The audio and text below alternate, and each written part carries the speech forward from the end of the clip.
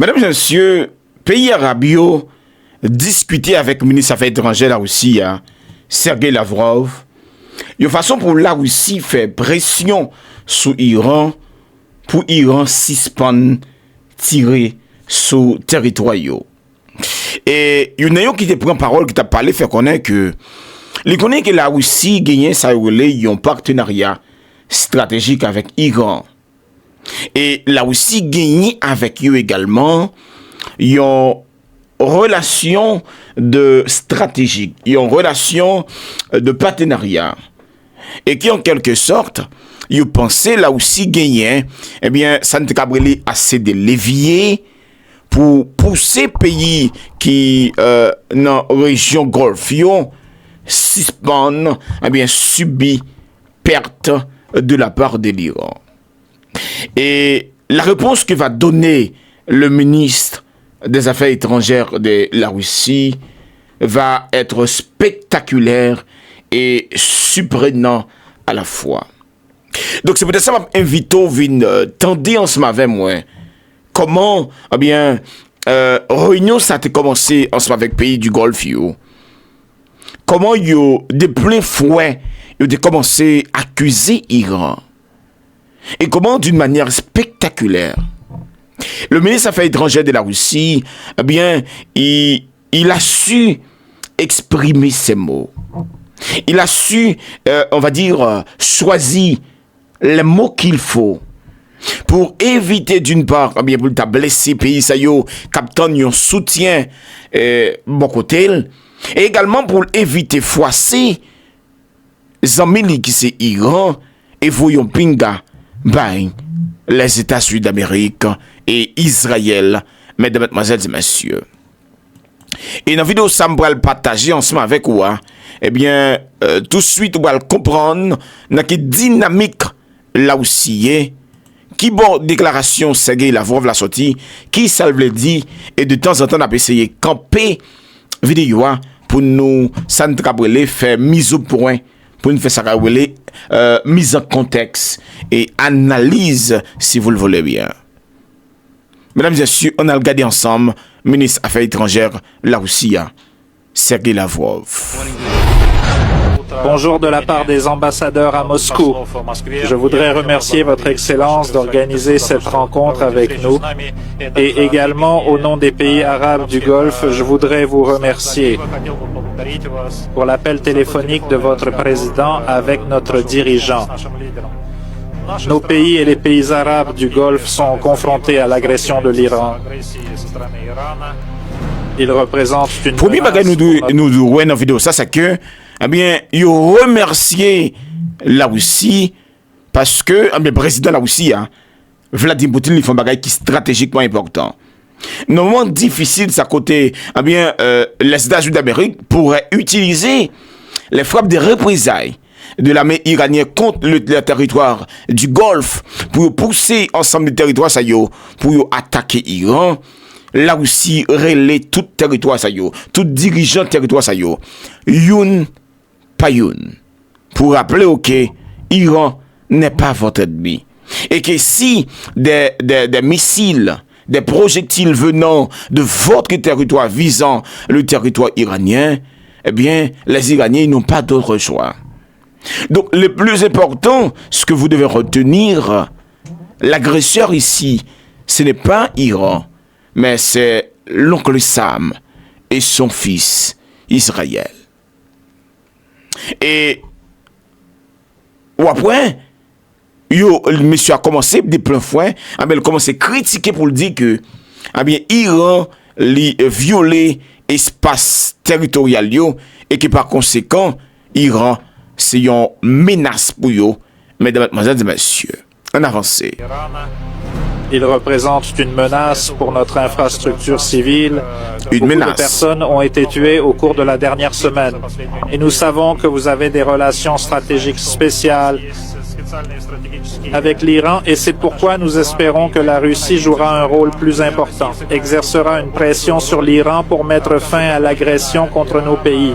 Comme vous l'avez dit. Donc il essaie, il espère qu'il a aussi va profiter de son influence sur l'Iran, de son amitié, de sa collaboration, de sa partenariat stratégique avec l'Iran, eh bien, pour forcer l'Iran à mettre un terme aux agressions qu'il mène contre leur territoire. Donc, c'est pas eux-mêmes qui les États-Unis utilisé. Ouais, c'est là ça. Ouais, ils ont contourné dialogue là pour le faire monde qui agressé à paraître comme si c'est le même qui agresseur là. Ok, on avance. Tout le monde sait que nos pays ne sont pas partis à ce conflit et nous n'avons joué aucun rôle négatif contre l'Iran. S'il vous plaît, j'aimerais transmettre un message de la part de nos pays selon lequel la Russie a une position plus forte sur cette question et peut mettre fin à l'agression contre nos pays puisque nous avons également des relations stratégiques avec la Russie. Nous voulons exercer une pression plus forte sur l'Iran afin de mettre fin immédiatement à cette agression. Cela aidera à arrêter les conflits dans toute la région. Le groupe des États arabes, au nom duquel vous parlez, en effet, vous avez averti de nombreuses monarchies arabes, vous avez publiquement déclaré qu'il ne fallait pas chercher une solution militaire et que vous n'autoriseriez pas l'utilisation de l'espace aérien, comme je l'ai déjà dit. Mais lorsque tout a commencé... Donc, sinon, comment Sergei Lavrov les commencé discussion là, le fait qu'on est que, eh bien, il prend premier bagage qui lui-même avec État arabe, d'accord. Donc, c'est très important lors de la négociation. Éviter pour un point qu'on est en désaccord avec l'interlocuteur là. Après Lavrov, il dit, effectivement, vous, les pays arabes, vous avez déclaré publiquement qu'il n'y a pas de solution militaire dans cette question nucléaire entre les États-Unis d'Amérique et l'Iran. Donc, Sergei Lavrov lit clair sur ça. Mais vous allez voir qu'il y aura un mais. On avance, vous nous.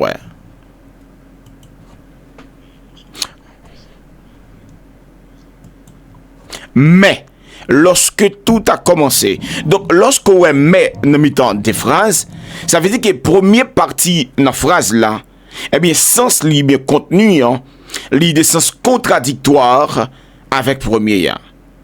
Donc ça veut dire que ça, oui, premièrement, Sergei Lavrov, les meilleurs points, les gagnants, il allait dans la même ligne avec pays arabes, mais qu'on a pas commencé par, eh bien, point contraire là.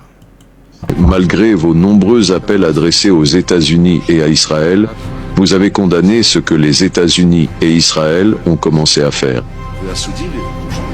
Et, disons-le, vous avez condamné la mort de 170 filles dans une école. Je pense que nous devons adopter une position unie. Nous sommes contre le fait que les pays du Golfe, au nom desquels vous vous exprimez, souffrent. Nous pensons que cela n'apporte aucun avantage militaire à nos collègues iraniens. Politiquement, il est très douteux que l'Iran en tire un quelconque bénéfice. C'est même... Donc, pour Sergei Lavrov, d'accord, pays Moyen-Orient, ils souffrent de ce qui a passé là. Il fait connaître que ni eux-mêmes qui ont frappé à pas gagner intérêt absolu à joindre, et au contraire, Iran tout pas gagné. Donc c'est une façon pour le faire, pour le dire que Iran trouve une situation, faut les défendre. Plutôt le contraire. On avance. Mais nous ne pouvons pas non plus accepter la logique selon laquelle les actions de l'Iran sont inacceptables, alors que tout ce que font les États-Unis et Israël ne doit même pas être discuté. Donc, Sergei Lavrov, il a déclaré que oui, nous sommes bien d'accord que la violation de votre souveraineté est inacceptable.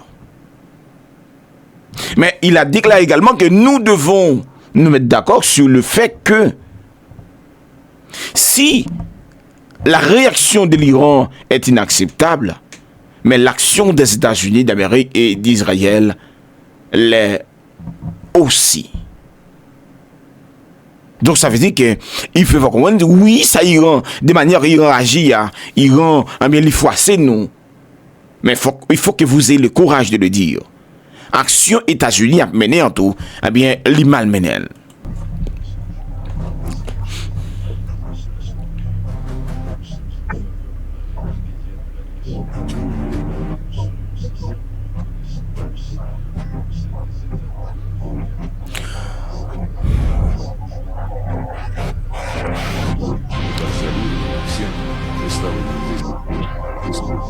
Соедините свой голос,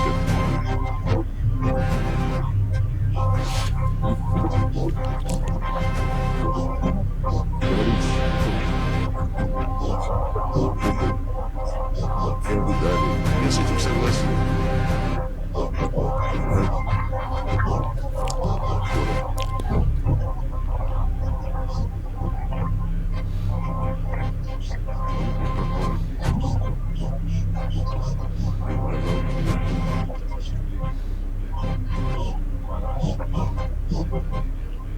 В шоке от того, что все.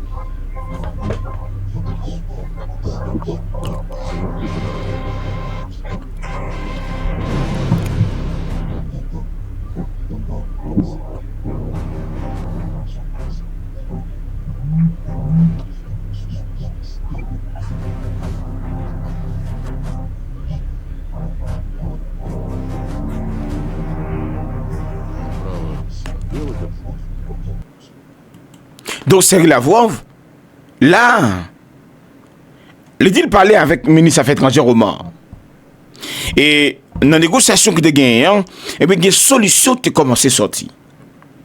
Mais qu'est-ce que les Américains ils ont fait? En pleine négociation, ils ont attaqué l'Iran. Et il dit, même Oman, côté négociation, tu as fait la Cali, ils ont saisi pour vous rendre compte, les États-Unis font pas comme ça.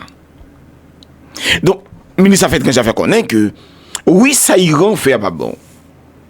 Mais si nous seulement venons là pour nous dire que ça Iran fait pas bon, pendant que nous pas dit ça États-Unis fait pas bon, eh bien, cela ne servira à rien. Au contraire, ça va le montrer seulement nous les États-Unis d'Amérique carte blanche. Et bien pour continuer à agir comme agresseur dans la situation ça, dans la guerre ça qui gagne entre Iran et les États-Unis d'Amérique là. Mesdames, mademoiselles et messieurs. Donc, de façon pour nous comprendre, ça qu'a fait là, de manière très intelligente, avec beaucoup d'élégance, le ministre des Affaires étrangères de la Russie, il essaie d'apporter son aide à l'Iran. Et beaucoup de gens pensent que l'aide que la Russie pourrait apporter à l'Iran, eh bien, devrait être militaire. Mais il faut dire que l'aide diplomatique que la Russie peut apporter à l'Iran est aussi importante. Parce que la Russie, c'est ce qu'on pourrait appeler un interlocuteur fiable. Et c'est celle-là aussi qui est capable de parler avec tout pays dans la région Moyen-Orient. Israël, les pays du Golfe, Iran, la Turquie, tout le monde. Donc si on pense à un interlocuteur, si on pense à un médiateur, il n'y a pas qu'à l'autre que la Russie. Et comme je l'ai dit tantôt, le ministre des Affaires étrangères de la Russie, eh bien, il a su discuter, il a su, on va dire, choisir les mots qu'il faut.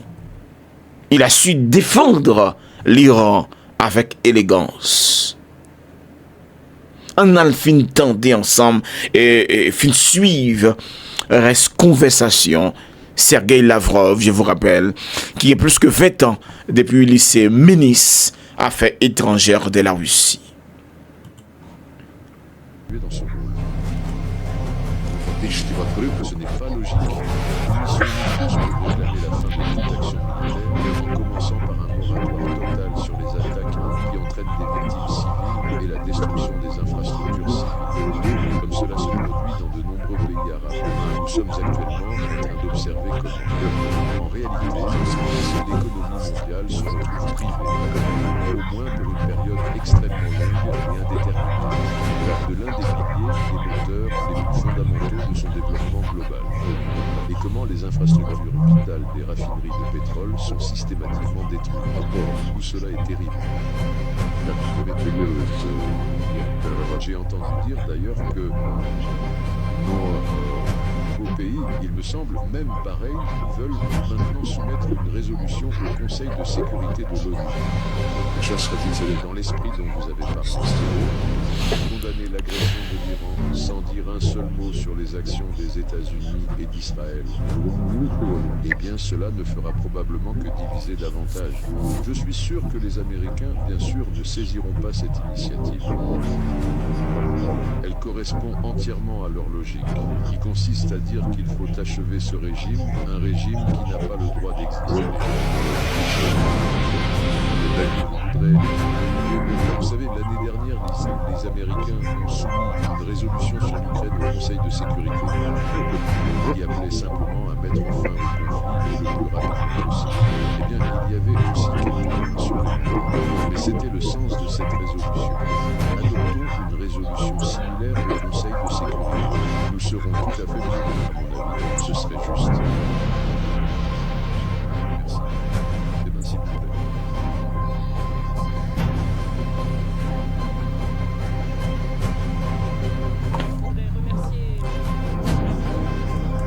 Donc, sous comprendre, c'est que là, vous faites qu'on aime tendre, nous allons émettre une résolution dans le Conseil de sécurité pour dire qu'il faut condamner l'Iran. Sans dire un mot. Sans lever le petit doigt. OK? Selon le ministre des Affaires étrangères de la Russie, eh bien, il pourrait almer bail. Alors, pays ça ouvre bail, ça nous dit, il y a une résolution des Nations Unies pour condamner l'Iran. Mais sans dire un mot aux Américains, sans dire un mot d'Israël, sans lever le petit doigt contre eux. Donc c'est ça qu'on a appelé une politique de deux poids et deux mesures. Est-ce que régime Iran, c'est un bon régime?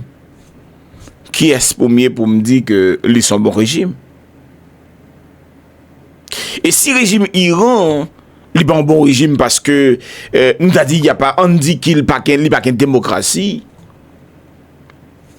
il reste pays ça et Arabie Saoudite, et Émirats Arabes Unis, Ibrahim, les monarchies du Golfe, les monarques. Est-ce qu'ils ont ce qu'on appelle la démocratie? Et d'autres bagages encore, oui, la démocratie. Mais ils ont payé les libres pour choisir quel système politique livre le gagnant. Comment on imagine aux États-Unis qu'il y a plus passé 340 millions de monde? Mais monde ça va pas le voter pour permettre de manière définitive des grands électeurs choisir président. Pour qu'il soit vote ça yo que monde ça va voter de manière directe. Même si on fait par exemple dans notre pays, moun qui gagne plus de votes là, le réussit. Il passe comme candidat élu. Pour que ça l'oblige passer des grands électeurs.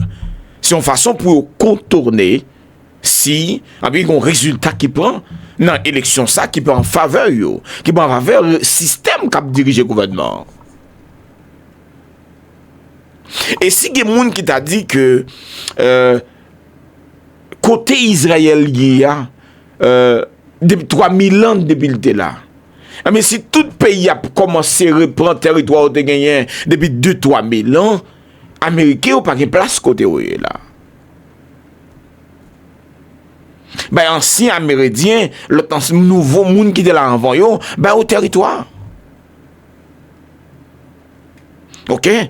Donc si c'est logique ça n'apprend, on nous tout nous prenons on fait de manière générale.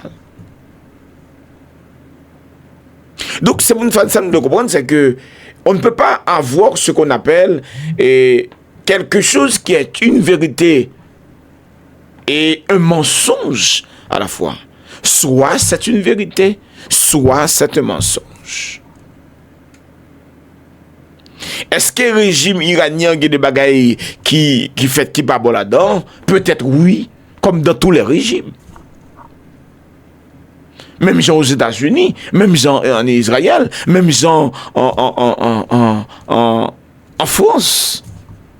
Et j'en passe.